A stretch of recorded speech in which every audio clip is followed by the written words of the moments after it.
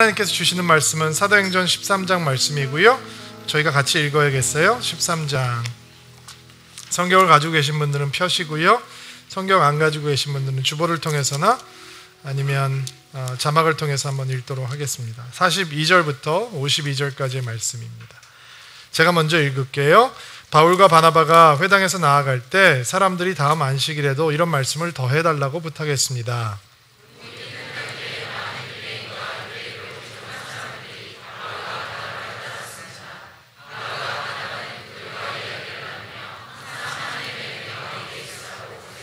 그 다음 안식일에는 그 도시에 사는 사람이 거의 다 주님의 말씀을 들으려고 몰려들었습니다.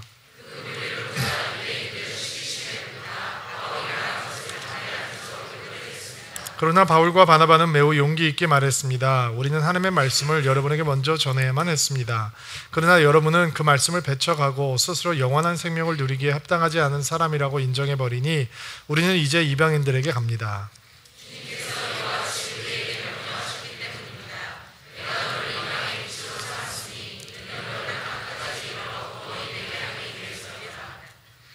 이방인들은 바울의 말을 듣고 기뻐하며 주님의 말씀을 찬양했습니다. 그리고 영원한 생명을 얻기로 선택된 사람들은 모두 예수님을 믿었습니다. 그러나 유대인들은 경건한 귀부인들과 그 도시의 지도자들을 부추겨서 바울과 바나바를 핍박하게 했고 마침내 자기들이 살고 있는 지방에서 그들을 내쫓았습니다.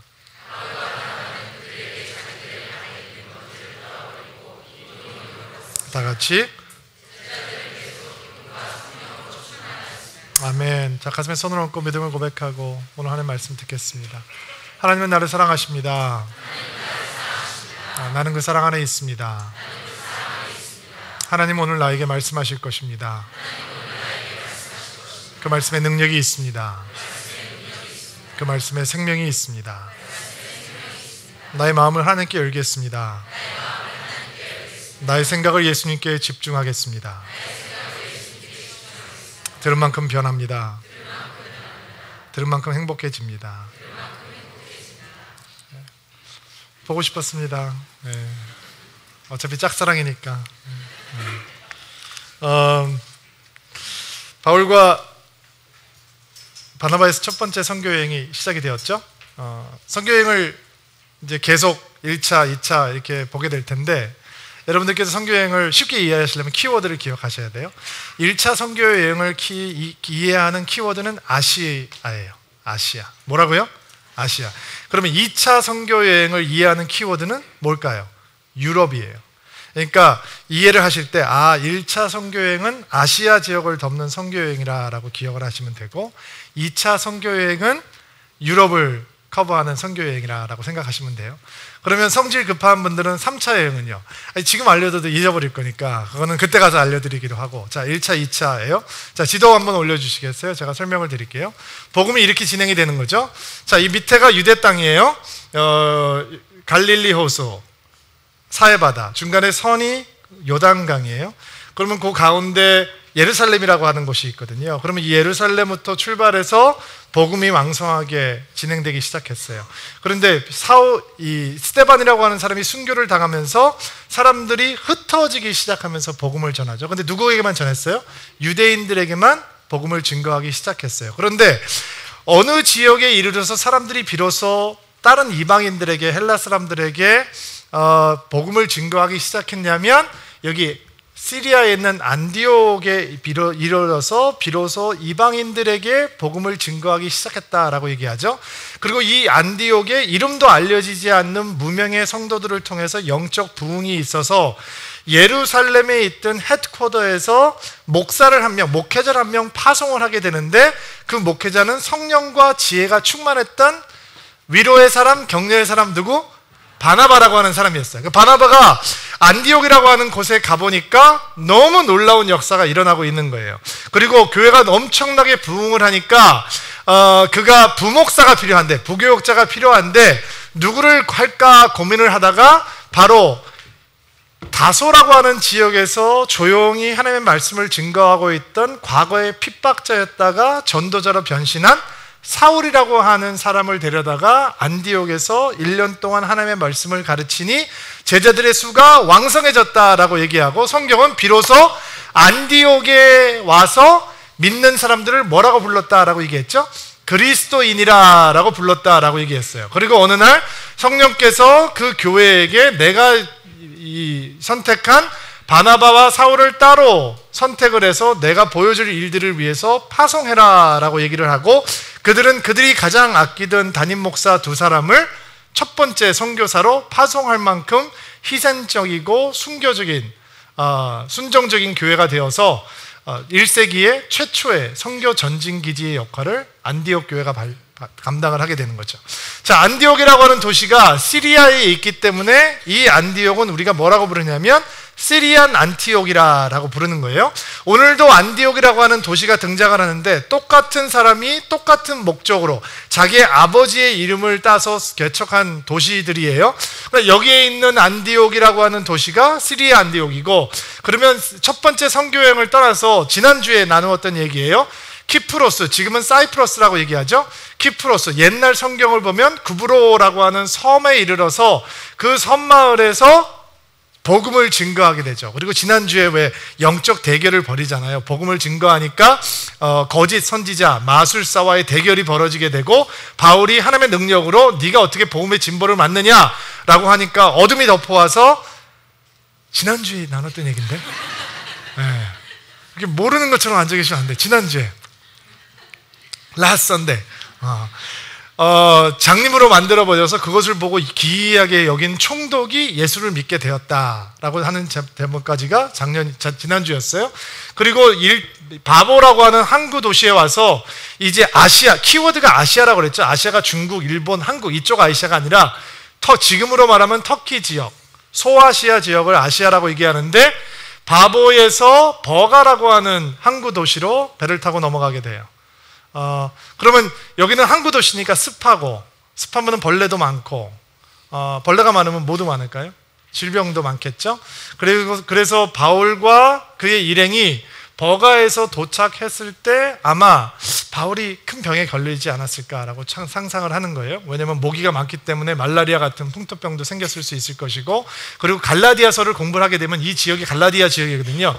갈라디아 지역에게 보냈던 그 서신서를 보게 되면, 바울이 처음 갈라디아 지방에 도착을 했을 때 정말 몸이 많이 아파서 힘들었는데 갈라디아의 성도들이 그를 따뜻하게 천사처럼 마주어 주었다라고 하는 얘기하는 것이 나와 있는 것을 보면, 그리고 버가에서 전도를 하지 않고 비시디아라고 있는 곳에 안디옥 지방까지 급하게 올라가는 걸 보면, 아마도 그가 버가에 도착했을 때 심한 병을 앓게 되고, 그 병을 치료하기 위해서 버가에서 사역을 하지 않고 비시디아 안티옥이라고 하는 것은 해발 1200m 정도에 있는 고산지대거든요. 빨리 고산지대 쪽으로 옮기게 된 것이 아닌가라고 추측을 하게 되는 거죠. 자, 이게 백그라운드예요. 13절 말씀. 오늘은 사실은 읽은 내용은 42절부터 52절인데 저희가 커버하게 되는 내용들은 13장 13절부터 52절의 내용이에요. 자, 13절 말씀 한번 읽어볼게요. 읽어주세요. 시작.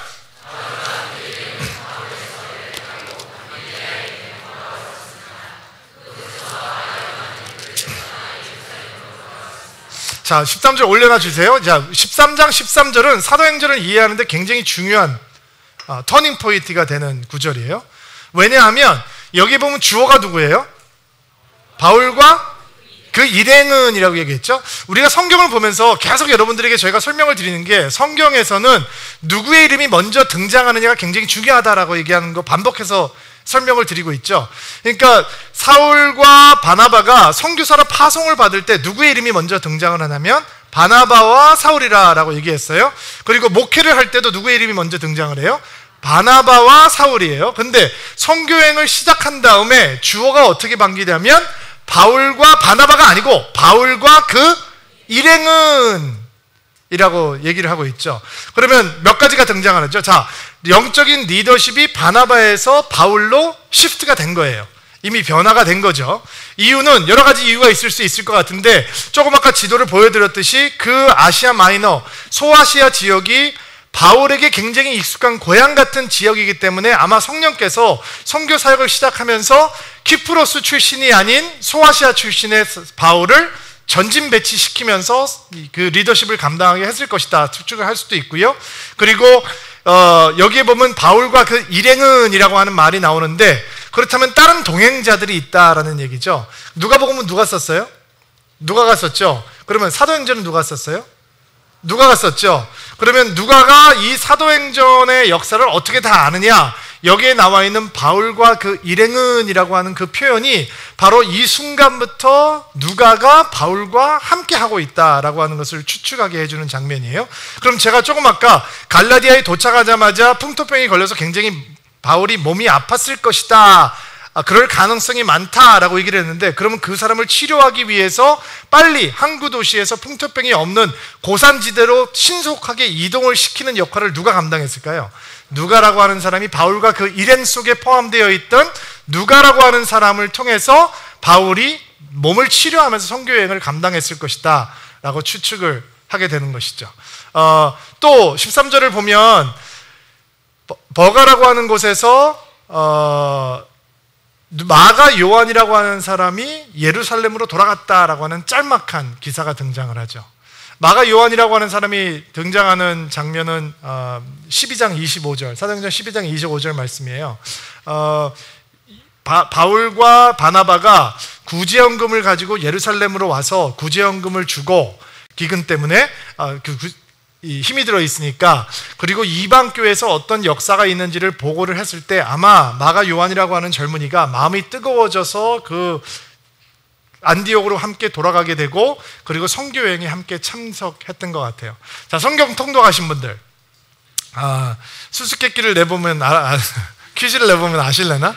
마가복음 14장에 보면 이런 얘기가 나와요. 예수님께서 겟셋마네 동산에서 기도를 하시다가 군사들에게 잡혀서 재판을 받으러 끌려가시는데, 그 소식을 듣고 어느 젊은이가 잠자고 있다가 벗은 몸으로 혼니물을 가지고 가리고 있다가 예수님께서 잡히는 장면에 구경을 하러 쫓아갔는데, 사람들이 너도 한패지라고 이불을 잡아 끄니까 이불을 벗어버리고 그냥 벌거벗은 채로 도망갔다 라고 하는 장면이 성경에 있어요.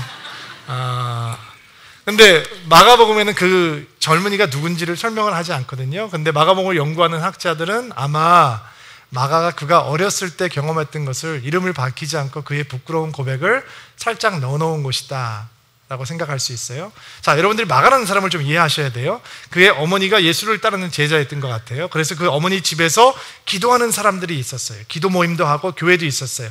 그러니까 이 어머님의 영향력 때문에 예수에 대해서 알게 된 젊은이였어요. 예수에 대한 호기심이 있어서 예수님께서 잡히셨다라고 얘기를 들었을 때 그는 잠자다가 말고 혼이불만 뒤집어 쓰고 구경을 나가고 할 만큼 마음이 있었던 사람이었던 것 같아요. 그리고 바나바의 조카였던 그가 이방 교회에서 일어나고 있던 부흥의 역사들에 대해서 그대로 전해 들었을 때 마음이 뜨거워져서 이 안디옥으로 같이 아저씨를 향해 따라서 쫓아갔고, 그리고 첫 번째 선교 여행이 시작되었을 때 나도 함께 하겠다라고 하는 결심을 갖고 따라갔어요. 그 따라가니까 총독까지 예수를 믿는 역사들을 경험하게 되는 것이죠. 근데 소아시아에 도착을 해서는 이유 없이 말도 없이 그냥 예루살렘으로 돌아가 버리게 되었어요. 도대체 무슨 일이 생긴 것일까? 학자들은 여러 가지로 추측을 많이 해요. 여러 가지 의견들을 내놓는데, 첫 번째 의견은 아마 마가가 너무 고생을 많이 했기 때문에 견딜 수 없어서 돌아갔을 것이다 라고 추측을 해요. 여러분, 전도여행이 얼마나 힘들겠어요. 지금 요즘도 성지순례 가면요, 지금 우리가 아까 제가 보여드렸던 그 소아시아 지역이 성지순례 지역이거든요. 거기 가면 아주 큰 편안한 버스를 타고 다녀도 엉덩이에 쥐가 나요. 너무 멀기 때문에 6시간, 8시간씩 버스를 타고 다니거든요. 근데 그때는 뭐 다 걸어 다니는 거니까 강도의 위험, 뭐 온갖 어려운 상황들을 다 보고, 그러니까 나이가 어리고 곱게 자랐던 이 마가가 그런 고생을 하는 환경 속에서 견디지 못하고 돌아갔을 것이다. 향수병이 생겨서 엄마가 보고 싶어서 돌아갔을 것이다. 꽃분이 생각이 나서 돌아갔을 것이다. 뭐 이렇게 상상을 할 수 있겠죠. 학자들이 그런 추측을 하게 되는 거예요. 또 하나 재미있는 추측은 그가 이 아저씨였던 바나바라고 하는 사람이 이 안디옥 교회의 리더였기 때문에 그와 여행하게 동참을 했는데, 막상 선교 여행이 시작되고 난 다음에는 바나바가 후진하고 바울이 리더의 격으로 급상승하기 때문에 그것을 마음이 어려워했던 어린 마가가 삐져서 고향으로 돌아갔을 것이다. 굉장히 웃기는 얘기지만 그렇게 추측을 하는 학자들도 있었어요. 또 조금 아까 말씀드렸던 대로 갈라디아 지방에 도착하자마자 바울이 굉장히 큰 병을 앓게 되고 그 병 때문에 평생 고생을 하게 되는데 그 바울의 병을 보고 혹은 마가도 같은 풍토병에 걸려서 건강에 이상이 생겼기 때문에 두려워진 나머지 예루살렘으로 돌아갔다라고 생각을 합니다. 뭐가 사실일까? 모릅니다. 알 수 없습니다. 그런데 역사가였던 누가는 그냥 단순히 마가가 예루살렘으로 돌아갔다라고 하고 기록을 끝내고 있지만 어떤 해석도 붙이지 않고 나중에 2차 선교여행이 시작될 때 바나바가 요한도 데리고 가자라고 제언을 하게 되고 그것에 대해서 바울이라고 하는 선교사가 나는 함께 갈 수 없다라고 크게 다툼이 생긴 것을 보면 요한이 지금 이 일행으로부터 탈영을 해서 예루살렘으로 귀환하는 사건이 그렇게 은혜스럽지 못한 사건이었던 것 같습니다. 그리고 마가라고 하는 젊은이는 사도 바울이 거절한 딱지가 붙어 다니는 사람으로 전락해버리게 되는 것입니다. 그런데 마가의 인생이 그렇게 끝나지 않습니다. 나중에 사도 바울이 오랜 시간 동안 선교를 하고 아주 베테랑 선교사가 된 다음에 그가 투옥되어서 고생하고 있을 때 골로새에게 보내는 편지를 보면 골로새에 편지를 보내면서 지금 마가가 나와 함께 있다라고 얘기를 합니다. 같은 마가입니다. 그러니까 옥에 갇혀서 고생을 할 때 옆에서 돌봐주고 있는 사람이 누구냐면 그가 거절했던 마가라고 하는 사람이고요. 사도 바울의 마지막 편지는 디모데후서입니다. 디모데후서라고 하는 편지는 굉장히 개인적인 서신인데 개인적인 서신이기 때문에 내가 필요한 책도 좀 가져다 달라, 나 굉장히 추우니까 옷도 좀 두꺼운 외투도 가져오라, 이런 개인적인 부탁들이 들어가 있는 책인데 거기에 보면 디모데에게 마지막 유언처럼 이렇게 얘기를 합니다. 너 올 때 마가를 조금 데리고 와주라. 왜냐하면 마가가 나에게 굉장히 유익하다라고 하는 고백이 등장을 합니다. 같은 마가입니다. 그러니까 지금 우리가 보고 있는 마가는 엄청나게 뜨거운 마음을 가지고 선교 여행에 동참을 했다가 뭔가 알 수 없는 이유 때문에 중간에 포기를 하고 예루살렘으로 도망가서 사도 바울이 굉장히 언짢아하는 대상으로 변했던 사람이었는데 그럼에도 불구하고 시간이 오랜 지난 다음에는 사도 바울이 애지중지하는 아주 멋진 사역자로 그리고 마가복음을 기록하는 사람으로 변해 있는 위대한 믿음의 사람이 되었습니다. 놀랍죠? 이런 마가가 경험했던 역사가 여러분들 삶 속에도 가득하게 되기를 주의 이름으로 축복합니다. 우리가 왜 마가가 이렇게 중단해서 포기하는지 알 수는 없지만 그럼에도 불구하고 마가의 인생을 통해서 저희들이 배워야 하는 영적인 레슨은 놓치지 말아야 할 것입니다. 그 레슨은 무엇이냐? 여러분, 헌신은 감정으로 하는 것이 아닙니다. 느낌으로, 필로 가는 게 아니라는 것이죠. 이렇게 인도에 아우리침 나갈 때 여러분들의 마음도 뜨거워지거든요. 그리고 거기 와서 갔다 와서 간증을 하면 여러분의 마음도 뜨거워질 수 있습니다. 그러나 그 뜨거운 마음이 하나님께서 주시는 마음이고 그 마음이 믿음의 내공으로 잘 다져질 때까지 기다리는 것도 필요합니다. 왜냐하면 섣부르게 감정을 따라서 헌신하는 사람들을 오래 하지 못합니다. 그리고 길게 가지 못합니다. 그리고 그렇게 시작을 했다가 쉽게 지레 포기하는 사람들이 교회 안에서 하나님을 섬기면서 하나님의 나라에 헌신을 하면서 경험하게 되는 것은 어떤 영광도 아니고 하나님을 섬기는 것은 그냥 힘든 일이고 어려운 일이고 보람되지 않은 일이고 고생해야 되는 일이다라고 선입관을 갖게 되는 것입니다. 그러나 헌신을 두려워하실 필요는 없습니다. 왜냐하면 진짜 헌신의 영광은 그 헌신을 포기하고 싶을 때 정말 경험할 수 있는 것이라고 하는 것도 잊지 않게 되기를 바랍니다.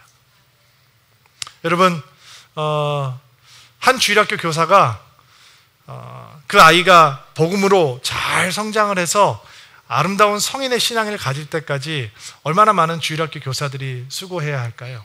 혹시 여러분이 그런 한 사람의 주일학교 교사가 되어서 초등학교 1학년 때부터 고3 때까지 그 아이를 지도할 수 있는 기회가 있다면 여러분은 그 기회를 선택하시겠습니까? 기도하는 대통령 한 분이 있었습니다. 그분은 대통령으로서는 사람들에게 존경을 받지 못했습니다. 그러나 그가 은퇴하고 더 많은 존경을 받는 영적인 지도자가 되었습니다. 지미 카터라고 하는 사람이죠.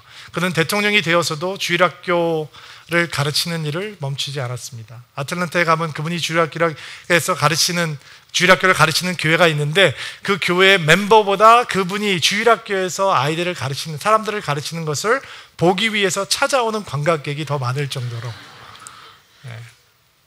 놀라운 일이죠. 여러분, 헌신의 가치는 그것을 포기하고 싶은 마음이 생길 때부터 시작이 되는 것입니다. 여러분, 너무 쉽게 시작하지 마십시오. 감정을 따라서 냄비처럼 뜨거워져서 여기저기서 마구 헌신하지 마십시오. 그러나 여러분들이 헌신을 시작했을 때 그것을 포기하고 싶은 마음이 들 때, 바로 그때야말로 여러분의 안에 있는 은혜의 가치, 헌신의 능력, 성령의 인도하심의 가치가 그때부터 드러나기 시작하는 것입니다. 그리고 마가라고 하는 젊은이는 수많은 사람들의 기도와 멘토링, 특별히 바나바와 베드로 같은 하나님의 위대한 리더들을 통해서 실패자가 아닌 사도 바울이 유익하다라고 얘기하는 영적인 리더로 성장하게 되었던 것입니다. 자, 요한이 떠나갔습니다. 그리고 일행은 비시디안 안티옥으로 가게 되었습니다. 자, 비시디안 안티옥이라고 하는 지역은 어떤 곳이냐면 말씀드린 대로 해발 1200m 정도 고지에 있는 지역인데요. 갈라디아 지역의 주요 도시였습니다. 주요 도시라는 것은 몇 가지 조건이 있는데, 교통이 편리해야 되고, 그러므로 무역이 이루어져야 되고, 상업이 왕성해야 되고, 그리고 종교와 문화와 이런 시설들이 몰려 있어서 사람들이 쉽게 생활을 할 수 있는 곳이어야 합니다. 안디옥이라고 하는 곳은 그런 곳이었습니다. 그리고 거기에 흩어졌던 유대인 디아스포라들이 많이 있었습니다. 여러분들께서 사도행전을 공부하시면서 바울의 전략을 이해하셔야 되는데, 바울은 선교를 할 때 그냥 길거리 나가서 설교하지 않았습니다. 그들은 가는 곳마다 먼저 유대인의 회당을 찾아갔습니다. 왜 유대인의 회당을 찾아가느냐? 유대인들은 모여서, 그리고 경건한 사람들은 유대교를 개종을 한 경건한 이방인들이 모여서 예배를 드리고 하나님 말씀을 배웠거든요. 회당에 가면 회당장이라고 있습니다. 회당장이라고 하는 사람의 역할은 설교를 하는 역할이 아니라 설교자를 내정하는 역할입니다. 그리고 그것을 알았던 바울이라고 하는 사람은 가는 곳마다 회당을 찾아가서 자기가 말할 수 있는 기회를 포착하기를 원했던 거죠. 회당 예배는 이렇게 진행이 됩니다. 먼저 율법서를 읽고 그 다음에 선지서를 읽습니다. 그리고 순회하고 있는 랍비들, 혹시 설교를 할 수 있는 손님들이 있으면 형제들이여, 당신들이 우리에게 이 말씀에 대해서 혹은 다른 말씀에 대해서 권면의 말씀을 해달라라고 부탁을 하게 되는 것이죠. 그리고 비시디안 안디옥에 도착했던 바울과 바나바는 회당 예배를 찾게 되고 새로운 랍비들이 왔다라고 하는 소식을 전해요. 왜냐하면 바울이라고 하는 사람이 가마리엘이라고 하는 랍비와 오랫동안 훈련을 받은 구약에 정통한 사람이었기 때문에 그가 도착했을 때 그 회당장은 형제들아, 혹시 권면할 말이 있으면 하라라고 스피치 기회를 주게 되는 거예요. 그리고 바울의 첫 번째 설교가 시작이 되는 거죠. 계속 선교여행이 진행이 되지만 바울의 설교가 이렇게 통으로 다 나와 있는 것은 사실은 비시디안 안디옥 교회에서 있었던 사역뿐입니다. 그 이유는 아마도 다른 설교들은 이 설교의 카피였을 것 같아요. 다 비슷한 내용이었을 거라는 것이죠. 13절부터 41절까지의 내용은 이런 것입니다. 구약에 정통한 사람들이 앉아 있으니까, 구약을 공부하고 구약을 외우고 구약에 대해서 익숙한 사람들이 앉아 있으니까 바울은 이스라엘 백성들에게 중심이 되었던 사건, 출애굽이라고 하는 사건을 꺼집어내어서 새로운 의미를 부여하기 시작합니다. 하나님께서 400년 동안이나 노예로 묶여 있었던 이스라엘 백성들을 선택해서 구해내셨다. 40년 동안 그들이 방황을 했고, 하나님께서 그들을 약속의 땅에 정착시키기 위해서 여호수아와 함께 10년 동안 정복 전쟁을 치르게 하셨고, 그들이 하나님을 거절하고 왕을 요청했지만 그들을 탓하지 않으시고 사울이라고 하는 왕을 주셨고, 그리고 사울을 버림받음을 당한 다음에 그들 하나님의 마음에 합한 사람 다윗에게 그 왕위를 계승해 주셨다. 그리고 그 키는, 이런 사건들을 얘기하고 있는 이유는 바로 너희들이 기대하고 있는 다윗의 씨 가운데서 그 구세주가 나올 것이다, 메시아가 나올 것이다 라고 하는 약속을 주셨기 때문이다. 여러분은 이렇게 멍하게 앉아있지만 이스라엘 백성들은 다윗에게 주신 언약이라고 하는 것을 뼛속부터 알고 있는 사람들이었단 말이죠. 그 다윗에서 한 씨가 나올 텐데 그 씨의, 그 다윗의 보좌는 흔들리지 않을 것이고 그 후손으로 말미암아서 우리가 구원을 얻을 것이다 라고 하는 것을 모르는 유대인들은 없었다는 거예요. 그리고 그것을 얘기하면서 바로 이스라엘 땅에서 나오셨던 예수라고 하는 분이 바로 성경이 약속하고 있는 다윗의 후손, 바로 그 씨다라고 바울은 설교를 시작하는 거예요. 그런데 그것을 알지 못했던 이스라엘의 지도자들이 빌라도의 힘을 빌어서 그 예수를 죽이고 나무에 매어 달았다. 그러나 그를 무덤에 묻어버렸지만 그분은 썩지 않으셨다. 다윗에게 주고 있는 이 예언의 말씀들이 하나님의 약속의 씨는 썩지 않을 거라라고 말씀을 했는데, 그것은 다윗을 얘기하는 것이 아니다. 보라, 다윗은 죽었지 않느냐? 다윗의 몸은 썩었지 않느냐? 그렇다면 다윗에게 약속하신 그 말씀, 그 썩지 않는 하나님의 후손, 그 후손은 다윗을 얘기하고 있는 것이 아니라 그들이 죽였던 예수, 그러나 죽음에 머물지 않으시고 하나님께서 죽음 속에서 살려내셨던 예수 그리스도를 얘기하고 있는 것이다 라고 설명을 하고 있는 것이죠. 그리고 그들이 가지고 있었던 한 가지 고민, 사람은 율법을 지킴으로 의로움을 받는 것이 아니라 그 죽으심을 믿음으로, 그분을 믿음으로 의롭게 되는 것이다 라고 설교를 하는 거예요. 38절 39절 말씀 한번 읽어보세요. 38절 39절. 그러므로 시작. 그러므로 형제 여러분,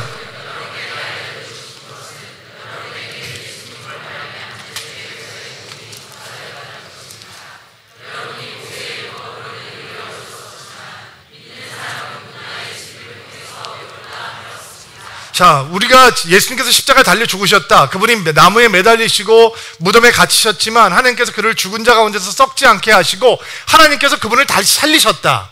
그리고 그분을 믿음으로 우리는 율법으로 의롭게 됨을 얻는 것이 아니라 그분을 믿음으로, 그 죽음을 믿음으로 우리는 의롭게 되는 것이다. 이런 얘기를 하면 현대 교회를 다니고 있는 사람들은 너무 많이 들었던 얘기 때문에 그냥 뭔가 새로운 게 없나 라고 얘기하는데, 평생 구약을 공부하고 있던 유대인들이 이 설교를 듣고 구약에 대해서 모든 의미가 그 예수라고 하는 곳에 집중하고 있다, 모든 언약은 예수 안에서 성취되고 있다 라고 하는 설교를 듣고 어떻게 반응하기 시작하느냐. 42절 말씀 볼게요. 시작. 바울과 바나바가 회당에서 나아갈 때 43절 모임이 끝난 뒤에 많은 유대인들과 유대계로 개종한 사람들이 바나바와 닮음을 따랐습니다. 바울과 바나바는 그들과 이야기를 나누며 항상 하나님의 은혜 가운데 있으라고 권했습니다. 자, 그들은 그 얘기를 또 해달라라고 부탁을 했다는 거예요. 그 예수에 대한 이야기를 또 해달라. 우리가 율법으로 의롭게 되는 것이 아니라 그 예수라고 하는 자를 믿음으로 죄사함을 얻을 수 있다라고 하는 이야기를 제발 다음 안식일에도 와서 해달라라고 부탁을 했다는 거예요. 그런데 그 다음 안식일에 어떤 일이 생기냐면 44절 말씀 보세요. 시작. 그 다음 안식일에는 아멘. 자, 지금 무슨 일이 벌어지고 있느냐? 사람들이 모여서 형제야, 당신들이 새로운 사람들인데 와서 우리에게 권면할 말씀이 있으면 한번 해보십시오 라고 얘기하니까 바울이 너희들이 알고 있던 모든 구약의 언약, 우리가 그렇게 기대하고 있는 다윗의 후손, 그분께서 오셨다. 그는 예수 그리스도이시고 그분은 죽으셨으나 죽지 않으시고 다시 살아나셨으며 율법으로 의롭게 되는 것이 아니라 그분을 믿음으로 우리는 의롭게 되며 죄사함을 받으며 영원의 생명을 받는 것이다 라고 얘기를 듣고 나서 사람들이 일주일 동안 막 가서 얘기를 하기 시작하는 거예요. 야, 이번 주에 또 와야 돼. 바울이라는 사람 얘기 꼭 들어봐야 돼. 그리고 누가가 조금 과장법을 선택하고 있는 것 같아요. 그 도시에 있는 사람들이 거의 다 주님의 말씀을 들으러 왔다라고 할 만큼 엄청난 용신의 할 틈이 없을 정도로 사람들이 모여들기 시작했다는 거예요. 이 말씀을 들으면서 저는 기도가 절로 나오더라고요. 주여, 주의 몸된 교회에서, 서울드림교회에서 이런 부흥의 역사가 끊어지지 않게 도와주옵소서. 저희가 여러분들 만나기 전에 교인들이 한 명도 없을 때, 교회 이름도 정해지지 않았을 때 교회 이름을 선택을 하면서 서울 안에서 서울을 주님 앞에 드릴 수 있는 교회, 그런 교회가 되기 위해서 서울드림교회라고 이름을 선택을 했어요. 서울이 없으면 드림교회는 없는 거예요. 서울에서 하나님의 꿈을 꾸고 서울을 하나님 앞에 드릴 수 있는, 서울에서 예수 그리스도를 믿는 공동체를 만들 수 있는, 바로 이 땅에서 부흥의 역사를 이룰 수 있는 그런 공동체가 될 수 있도록 도와주옵소서. 그런 기도했던 기억이 나요. 그런 기도가 여러분의 기도가 되기를 주 이름으로 축복합니다.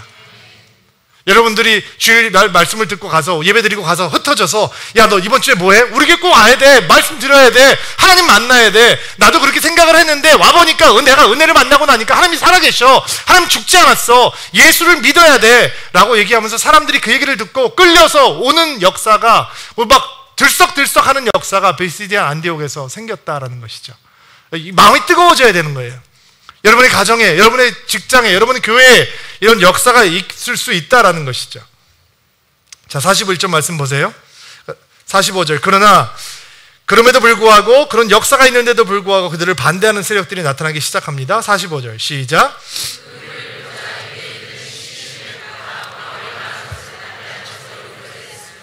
예. 그리고 그들은 권력자들과 귀부인을 선동해서 결국 바울과 바나바를 도시 바깥으로 쫓아내고 맙니다. 그러나 그렇게 반대하고 욕을 하는 대적이 생겼지만 바울과 바나바는 담대하게 이야기하기 시작하죠. 46절부터 48절 읽겠습니다. 시작. 그러나 바울과 바나바는 매우 용기 있게 말했습니다. 우리는 하나님의 말씀을 여러분에게 먼저 전해야만 했습니다.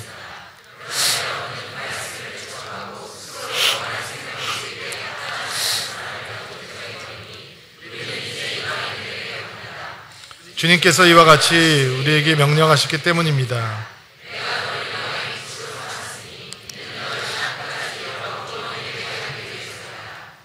이방인들은 바울의 말을 듣고 기뻐하며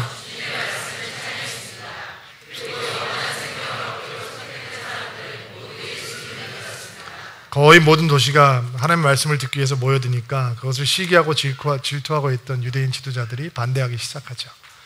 근데 담대하게 바울이 얘기합니다. 내용은 이거죠. 우리는 당신들에게 하나님의 말씀을 전했습니다. 근데 당신들이 받아들이지 않았습니다. 그러므로 우리는 이제 이방인들에게 갑니다. 하나님께서 당신들을 부르셨을 때 당신들을 열방의 빛으로 삼으셨는데 당신들이 그 역할을 하기를 거절하니 이제 이방인들에게 향해서 그들이 열방의 빛이 될 것입니다. 라고 담대하게 이야기하기 시작합니다. 그리고 사람들은 그 말을 듣고 기뻐하기 시작합니다. 여러분 생각해 보세요. 같은 말씀을 들었어요. 근데 한 부류의 사람들은 하나님 말씀을 듣고 기뻐하고 생명력으로 가득하기 시작하고, 한 부류의 사람들은 시기와 질투와 분노와 미움과 비방으로 가득하기 시작해요. 근데 그 마음이 우리 안에 다 있어요. 내 안에도 있고 여러분 안에도 있어요. 우리는 어디 가서 눈물을 펑펑 쏟으면서 은혜를 받을 수도 있어요. 근데 여기 가서는 얼음처럼 싸늘해질 수도 있어요. 그 두 마음이 보통 사람들 안에 다 있는 거예요. 그렇다면 믿음 생활이라고 하는 것은, 영성 생활이라고 하는 것은 우리 안에서 어떤 마음이 나타날 건지를 관리하고 보는 거겠죠. 믿음이 좋다, 믿음을 가꾼다라고 하는 것은 교회를 여러 번 나온다라고 하는 의미가 아니라 내가 어디서든지 그 말씀을 감동 있게 받을 수 있도록 내 마음을 그렇게 관리하는 것과 관련이 있을 거예요. 제가 이번에 미국 가서 제 제자들이 개척한 교회에 좀 갔어요. 제 제자들 가운데 목사들이 좀 있어요. 꽤 많아요. 그런데 3년 전에 교회를 개척한 제 제자가 있어서 교회를 방문하게 됐어요. 미리 얘기하지 않고 서프라이즈 하려고 온 가족이 갔죠. 작은 교회를 개척해서 고생하고 있어요. 제가 가면서 좀 격려가 됐으면 좋겠다라고 생각을 했고, 제 마음속으로는 혹시 뭐 커피라도 한잔할 기회가 있으면 목회에 대해서 코칭을 좀 하면 좋겠다. 왜냐면 제가 젊은 목사할 때 그런 코칭의 기회를 너무 사모했었으니까. 그리고 갔는데 눈에 다 보이기 시작하는 거예요. 뭐 이렇게 안내를 하는 사람들은 왜 이렇게 할까, 뭐 주차를 봉사하는 사람들은 왜 이렇게 서 있을까, 뭐 예배 인도하는 왜 이렇게 할까, 뭐 조명은 왜 이럴까, 뭐 음향은 왜 이렇게 아무튼 설교를 하고 하는데 아무튼 다 예배를 참석을 했어요. 잘 드리고 반갑게 격려를 하고 나왔어요. 근데 저희 큰딸이 저한테 질문 하나 툭 던지는 거예요. 밥을 먹으면서, 아빠 오늘 예배 어땠어요? 은혜 많이 받았어요? 그리고 그 질문 앞에서 내 마음을 들켜버렸어요. 저는 예배를 드린 게 아니고 예배를 관찰했어요. 스터디한 거죠. 왜냐면 그 제자가 목사님 이럴 땐 목회를 어떻게 해야 됩니까? 그러면 나는 준비된 보따리를 풀어서, 야 그때는 이렇게 해야 되고 이렇게, 나도 잘 못하지만 그냥 내가 많다는 이유만으로, 내가 먼저 많이 실수를 해봤다는 그 이유 하나만으로 그때는 이렇게 해보고 저렇게 해보고 해두기 위해서 나는 이제 준비를 하고 있었던 거죠. 그러면서 모든 데이터가 입력이 다 돼 있었어요. 근데 저희 딸이 오늘 아빠 예배 어땠어요? 오늘 은혜 받으셨어요? 라고 물어봤을 때 나는 내 마음이 강팍한 마음이라는 것을 이렇게 들켜버렸어요. 물론 내가 목사처럼 답했어요. 아빠처럼 답했어요. 그러나 하나님 앞에서는 들켜버린 거죠. 예배 드리고 계세요? 오늘 예배 드리고 계신 거예요? 같은 마음인데 둘이 눈물을 흘리고 기도하던 때가 불과 얼마 전이었는데 나는 그 예배 자리에서 아무것도 잘할 수 없는 딱딱한 마음으로 앉아 있었던 거예요. 여러분, 마음 관리는 여기서 일어나는 게 아니에요. 여기는 들어오셔서 기도하시잖아요. 하나님 오늘 은혜 받을 수 있다. 주님을 찬양합니다. 주님 못 기도드립니다. 그 기도만으로 될 수 있다면 누구든지 다 옥토밭을 가질 수 있겠죠. 그러나 그것만으로 되는 게 아니더라고요. 저희 아내가 이번에 휴가 때 그로서리 스토어에서 마켓에 갔다가 경험한 얘기를 들으면서 제가 엄청나게 도전을 받고 은혜를 깨달았어요. 여러분, 미국 가면 그 계산하는 사람과 물건을 사는 사람이 대화를 하잖아요. 뒤에 줄 서 있는데 뭐 날씨 얘기도 하고 뭐 주로 손녀 얘기들도 하고 뭐 헤어스타일이 어떠느니 뭐 이러면서 대화를 오래 하잖아요. 근데 미국 사람들은 거기에 대해서 불평을 하지 않죠. 주로 인상을 찌푸리는 사람들은 이제 성격 급한 한국 사람들이든지 뭐 그런 경우가 많이 있어요. 저희 아내가 마켓을 갔는데 그 앞에 어떤 할머님이 서 계시는데 이제 날씨 이야기부터 손녀 얘기부터 얘기가 장황하게 시작이 된 거예요.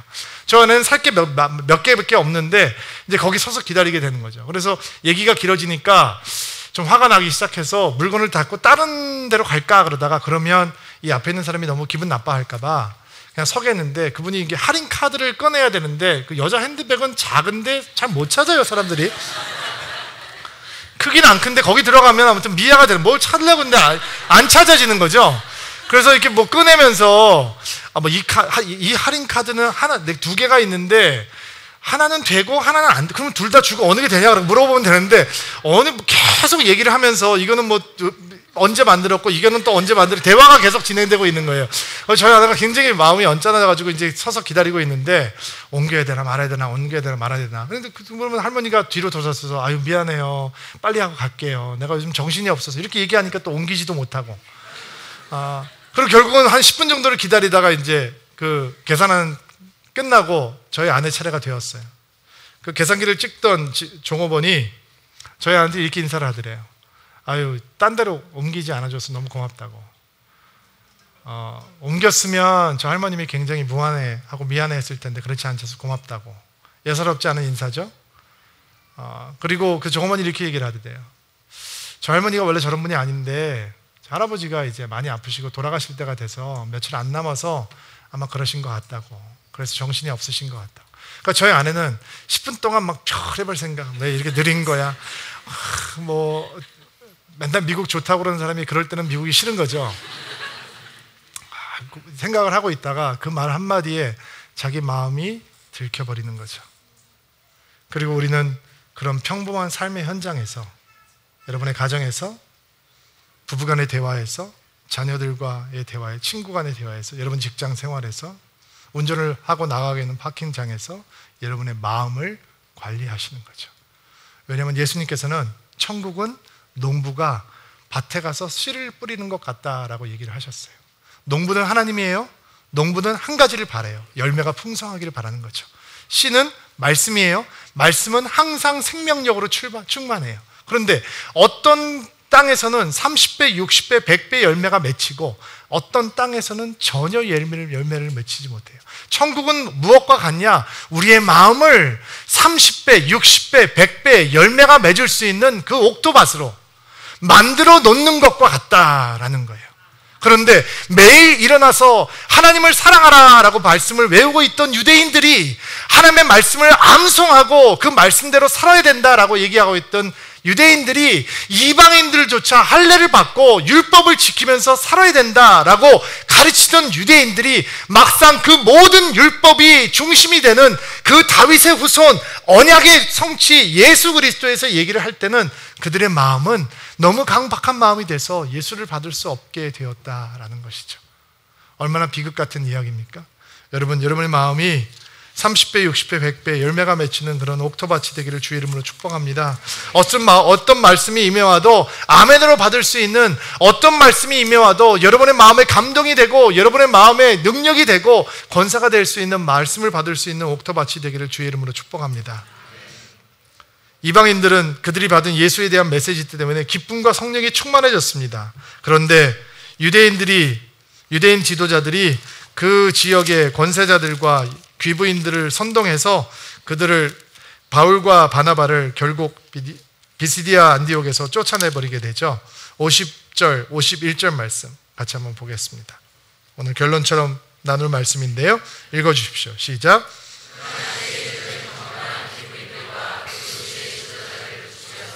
바나바와 바울을 핍박하게 했고 바울과 바나바는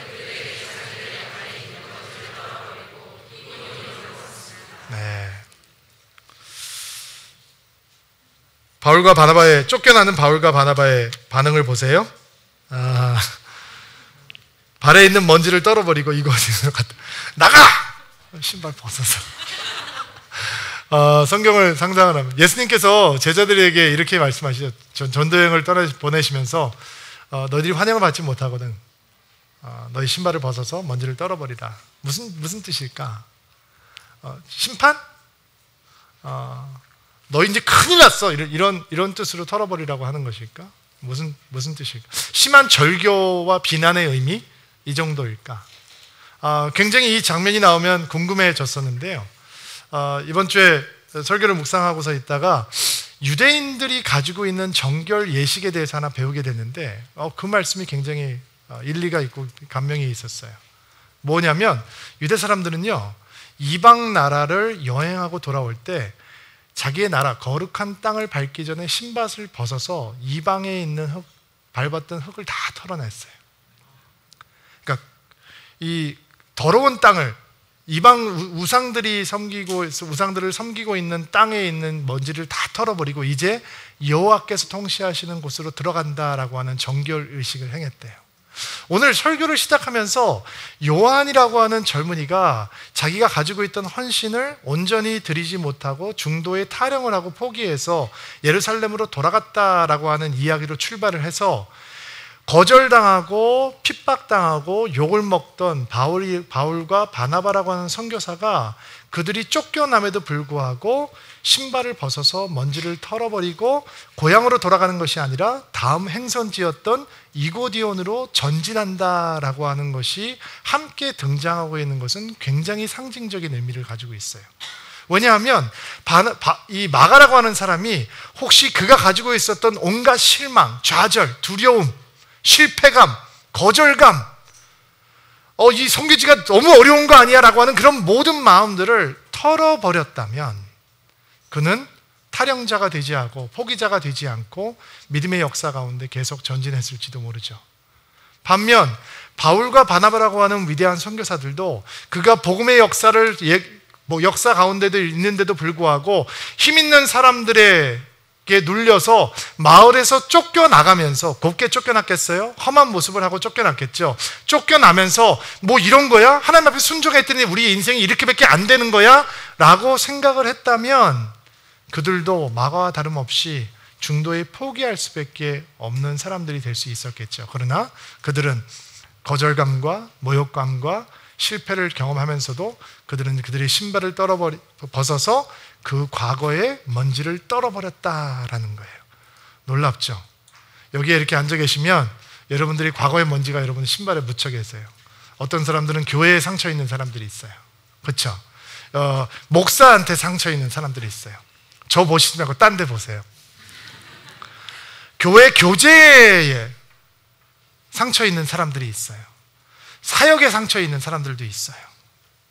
아무튼 과거의 경험들이 여러분에게 먼지처럼 붙어 있는 것이죠. 근데 그것을 떨어버리지 않으면 이고디온으로 움직이질 못하는 거예요. 다음 행선지로 가지 못하는 거예요. 어떤 분은 과거에 묶여 있어요. 과거의 부정적인 경험이 여러분을 하여금 내일을 향한, 하나님을 향한, 미래를 향한 이런 흥분된 기대감을 갖지 못하게 하는 것이죠. 그러나 오늘 성경은 우리에게 그것을 떨어버리라 라고 가르쳐주고 있습니다. 그런 역사가 여러분 가운데 있게 되기를 바랍니다. 과거에 여러분의 미래를 제한하지 않게 되기를 바랍니다. 과거의 부정적인 경험과 체험들이 여러분의 미래를 올가매는 역사가 없게 되기를 주의 이름으로 축복합니다. 여러분을 통해서 복음이 전진하기를 축복합니다. 여러분을 통해서 성령께서 계속 움직여 가시기를 축복합니다. 그럴 때 하나님께서 우리가 가는 곳마다 기쁨과 성령이 충만한 놀라운 역사를 부어 주실 것입니다. 오랫동안 앉아 계셨는데 잠시 일어나시겠어요?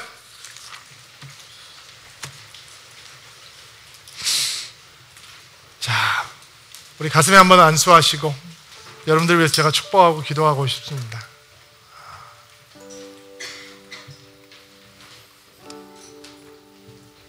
하나님,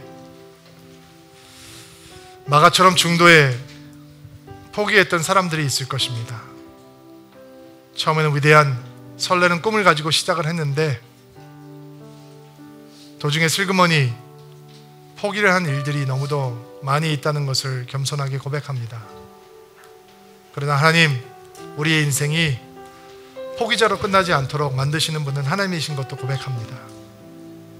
필요 없는 사람이 나에게 꼭 유익한 자로 변했던 것처럼 우리의 인생도 중도에 포기하는 인생이 아니라 하나님께서 완성하는 인생이 될 수 있도록 은혜를 베풀어 주시옵소서. 하나님, 우리의 마음이 주의 말씀을 받을 수 있는 옥토밭이 되기를 주의 이름으로 축복합니다. 어떤 말씀이든 그 말씀의 능력이 30배, 60배, 100배로 열매 맺을 수 있는 하나님의 마음이 될 수 있도록, 하나님, 우리가 그렇게 우리의 마음을 관리하는 은혜를 배울 수 있도록 도와주옵소서. 하나님, 우리 과거의 부정적인 영향력들이 아직도 우리의 삶 속에 많이 남아 있습니다.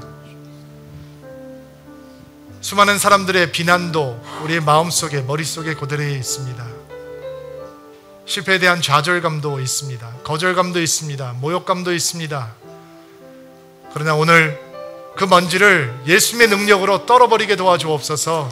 그리고 뒤를 바라보지 아니하고 미래를 바라볼 수 있는 믿음의 인생 될 수 있도록 도와주옵소서. 우리의 인생은 내가 개척하는 인생이 아니라 예수께서 개척하시는 인생이며 성령께서 개척하시는 인생인 것을 잊지 않는 드림인들이 되게 도와주옵소서.